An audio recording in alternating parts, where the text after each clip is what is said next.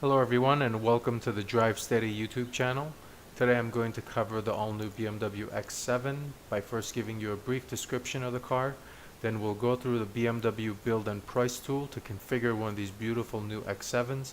And finally we'll pick a car from one of the popular car sites such as cars.com or AutoTrader and estimate a lease payment for the BMW X7. It seems like everybody's gone crazy for SUVs, and BMW is catering to that need by building the BMW X7, the X7 being the largest SUV in its lineup after the X5. The X7 is built on an all-new structure and it comes in two model trims, the X-Drive 40i and the X-Drive 50i. The i40 base price starts at $73,900 and the i50 comes in at $92,600. These are base prices with no options, as everyone knows these manufacturers like to make options a la carte. However, I was pleasantly surprised to find out that the X7 comes with a very generous list of standard equipment, specifically in the safety department, as I'll cover later on. The i40 comes with a turbocharged 3-liter straight 6 engine, which is a great motor. It's very torquey and it's good for 335 horsepower and 330 foot-pounds of torque, while the i50 comes fitted with a 4.4-liter turbocharged V8 and an impressive 456 horsepower and 479 foot-pounds of torque. Both trims are equipped with all-wheel drive and 8-speed transmissions, along with air suspension and dynamic damper control standard. Like I mentioned earlier, BMW definitely didn't skip out on any of the safety features on the BMW X7, and a whole lot of them come in as standard. Things such as active protection, active driving assistant, which includes blind spot detection, lane departure warning, rear collision warning, front collision warning, pedestrian warning with collision mitigation, along with rear cross traffic alert and speed limit information. Now that's a pretty long list, and if you opt for the X50i, the list gets even longer with things such as 3D display, a panoramic view, heads-up display, active driving assistant, professional lane keeping assist, etc., etc. So BMW is definitely looking out for the safety department. Now let's move on to the build and price tool from BMW's website, and this is where we get a little bit more casual. And this is basically my interpretation of an X7 build. This is how I would configure it based off of my needs and maybe some popular configurations.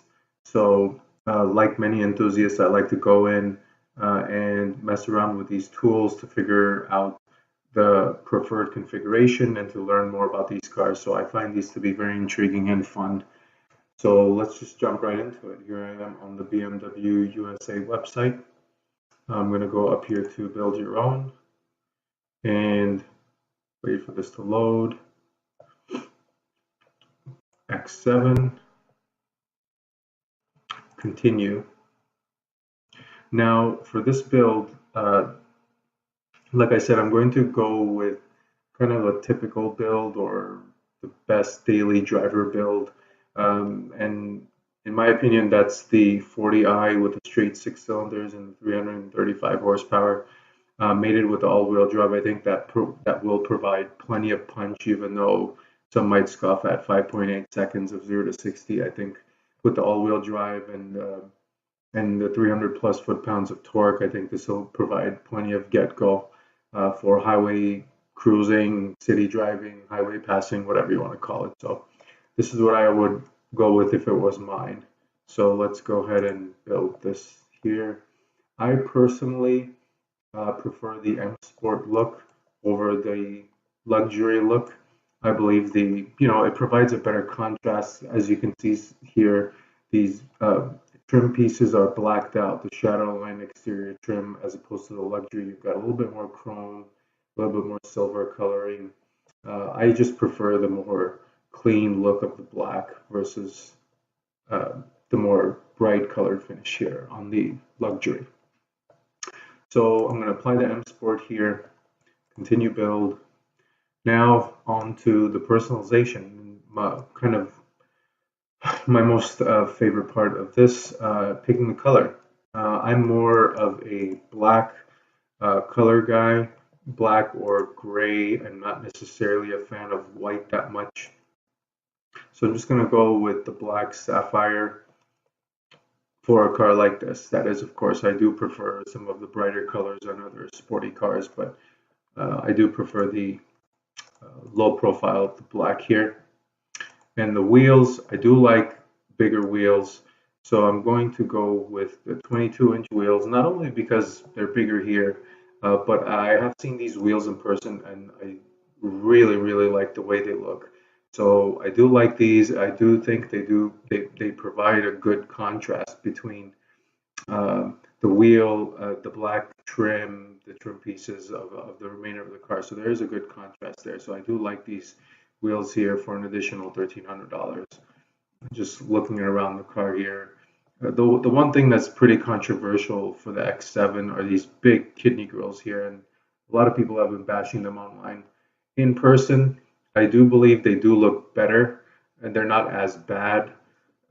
Don't get me wrong, they're not the greatest looking, but the thing that kind of, I guess, reduces their footprint, for the lack of a better term, is the actual scale of the car. This car, the X7 is actually pretty big, and these big kidney grills kind of blend in really well. And plus, I think eventually BMW is going to come out with a black kidney grill solution. Even though that can be something that could be done aftermarket as well, but that'll kind of blend this look in with the rest of the car, and I think it'll look a lot better. Next, moving on to the upholstery. Now, upholstery is something that I'm very passionate about. I do like the interior colors to be light and airy to make the car feel more roomy. So I do like lighter color interiors, and BMW does offer a long range here with this beige color and then a coffee, sort of dark brown. This is a lighter brown cognac. And then my personal favorite is this ivory white. I know it's more of a maintenance nightmare, but I do think having a black exterior with a lighter color interior is very nice, and it's something I do prefer. And in addition, these seats, I've seen this stitching pattern in person, and I think it looks fantastic. So I think it's well worth the $1,000 cost. And in addition to that, you get the extended leather down here on the lower dash trim. So I think that looks nice as well. So I would add that. And for the trims, I do like to keep it black and white in here. So I don't like the piano trim. It is an individual option. It'll cost you a little bit more. However, I do like the fine blackwood trim here. Some people don't like it because, it might leave some fingerprints, but I personally like the black and white contrast. Now moving on to the packages. So the packages are a little tricky, and I kind of like to skip over them because, like I mentioned earlier, the X7 already has a lot of standard features that you use on a daily basis, are more usable on a daily basis than some of these things that are offered down here in the optional trim. Cold weather package, depending on what part of the country you live in, some of this stuff is useful, some of it is not. The one thing I do find useful is this 5-zone automatic climate control. Because there are so many sections, 3 sections in this car, 3 rows, I do find the 5-zone automatic climate control very helpful or very useful for that matter. However, I don't like how it's bundled with the rest of this stuff, but at a $1,200 option, I do think it's useful, so I would definitely check this off myself. Dynamic handling package, this is close to a 6,000 pound car, 5,500 pound car. I don't think anybody's going to really buy this for dynamic handling, so I'm just going to skip over this, especially at this price tag here. Driver assistance professional package. The car does come with a lot of features already: active blind spot, crash mitigation, pedestrian alerts, things like that. So I think this is just an over-the-top feature. I don't feel like it's worth it at $1,700, so I would skip this driver assistance professional package. The luxury seating package, this is, I think, a personal preference. The multi-contour seats are included in the when you upgrade to this upholstery package here, the ivory extended merino leather as an individual option. Uh, so you're already getting these. It's a preference of if you want the massaging seats or if you want the ventilated seats. It's up to you. I personally don't necessarily care for it, so I would skip this over. Off-road package.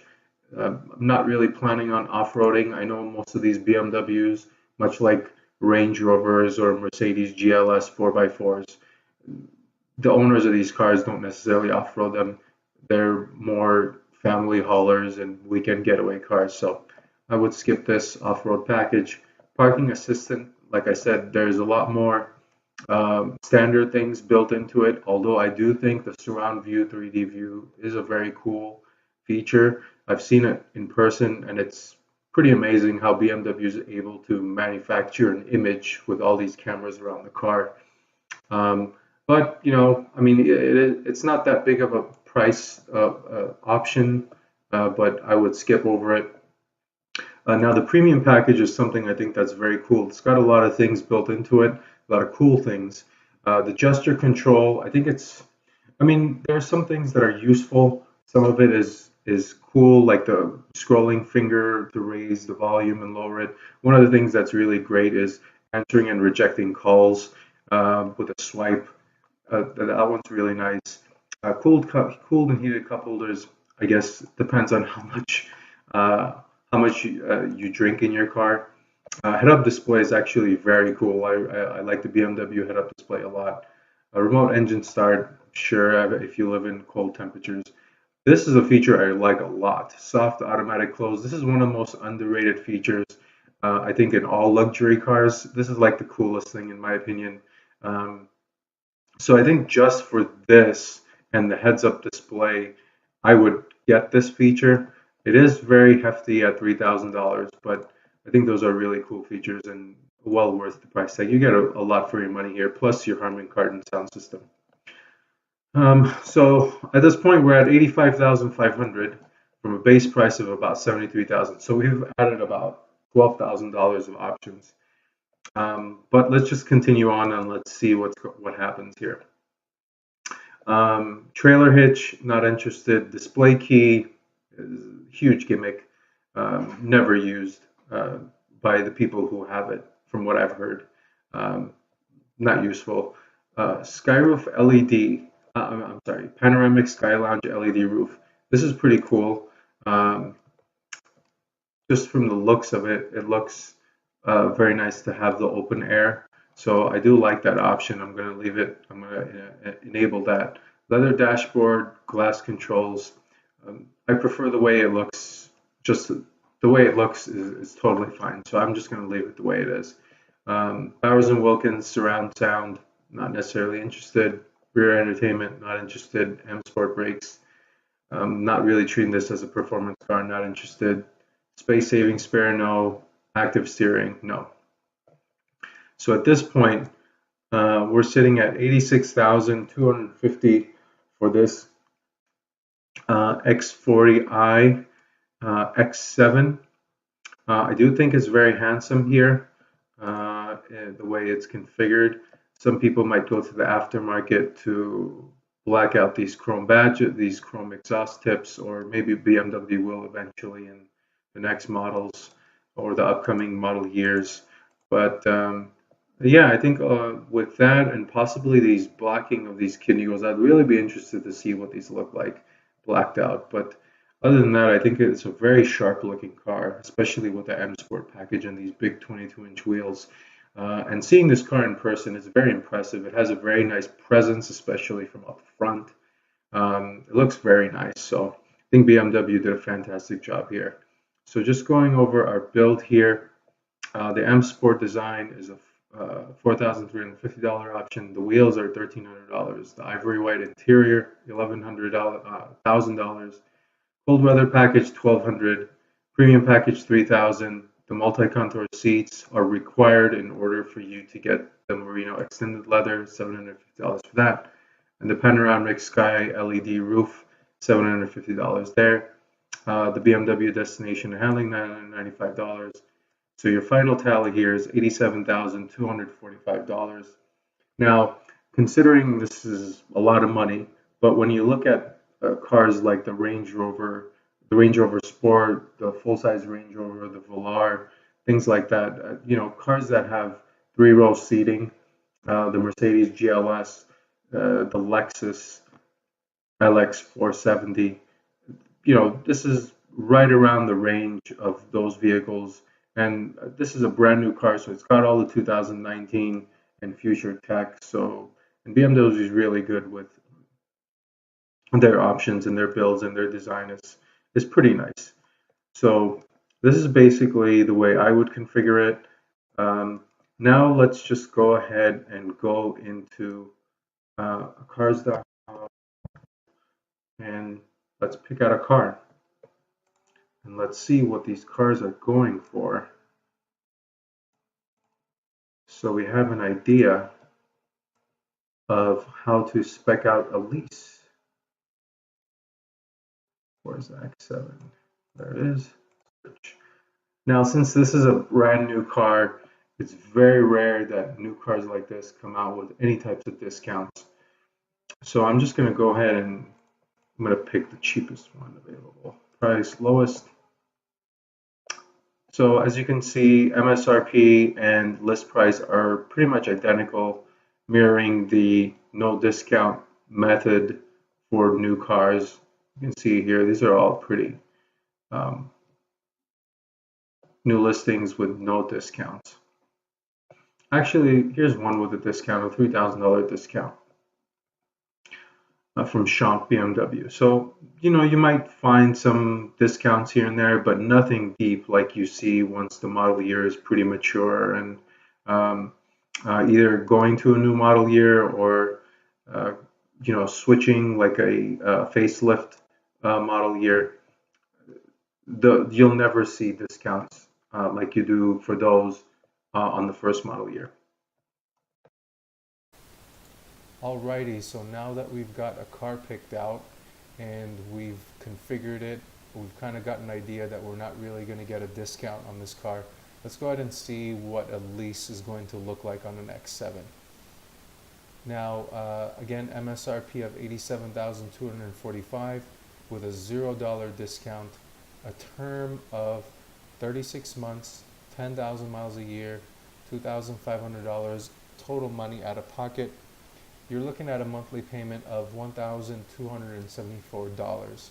Now, this is before title, licensing, and fees. And the reason why I didn't include that is because based off of your state and county and dealer, all three of these variables may change and are different.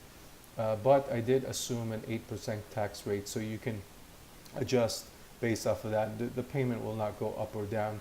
But hopefully what I wanted to do here is establish a good baseline or a good floor for your monthly payment so you can have an idea of what it's going to cost to lease an X7 using these terms. Now, leasing is a very tricky term or tricky option. A lot of people are not aware of it. I can basically make a video just dedicated to leasing and how leasing works. I guess you guys can let me know if you want me to do something like that. I can certainly do so, but it can take over an entire video in and of itself. So moving on from the lease, I'm going to move over to a traditional finance, and this is a little bit easier to calculate.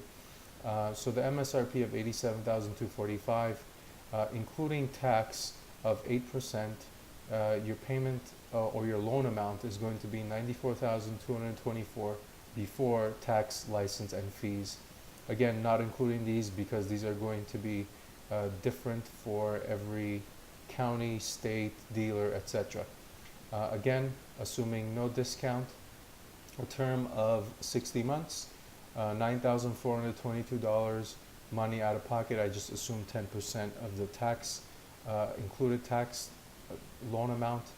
So your total the total money financed is $84,802, which equates to a monthly payment of $1,543. Now you can see that there's a difference of about $250 here. It just depends on what your preference is. Some people like to lease because it helps them with their business, etc. Some people prefer the traditional finance and like the ownership of the car and not the rental ideology of a lease. So it depends on personal preference, and hopefully this will give you an idea of what it's going to be, what it's going to cost for you to lease or finance one of these new X7s, at least initially.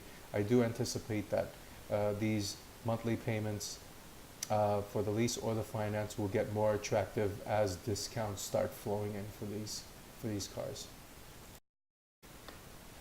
And in conclusion, for the BMW X7, I do believe that it is priced well at $73,000 for the X40i. When compared to the Mercedes GLS, the Cadillac Escalade, the Lincoln Navigator, all these cars that are pretty big and offer three-row seating, as far as and also some luxury features, I do think that BMW does price it pretty well and competitive to those aforementioned cars, and I do think that they are best in class, and the reason for that is because they've got a lot of standard features, three-row seating, and all the technology that I've covered basically throughout this video, as far as safety features like pedestrian alerting, blind spot monitoring, rear cross traffic alert, etc., etc. There's a bunch of stuff on here that comes standard, and that may be optional on some of those other ones. And the X7 is all new tech, all new design, 2019. So I feel like it would be more mature and more appealing for the price, therefore making a better value for what you're getting. Now, I do think there are some negatives at this point. First is that there are no discounts, which mean you're going to get a high monthly payment. It's pay to play at this point. So that may turn some people away, but hey, if it's something you're willing to wait for the next model year, or once this model year is coming to a close, I'm sure there will be a lot of attractive numbers coming around, especially if some of the other manufacturers will be refreshing their cars or coming out with new models, and those become the new hot ticket items. I believe the X7 will start to become a lot more attractive as far as your monthly payment or discounts go. And lastly, it's the large kidney grills. I know this is a controversial topic, like I mentioned, but again, I think this is it's not as bad when you look at it in person because of the scale of the car. I think it fits it well, and it's something that can be easily remedied with some black kidney grills, or something from the aftermarket. And this brings us to the conclusion of the build and price for the BMW X7. Please feel free to drop in your thoughts in the comments. Until the next time, hope you have a great day.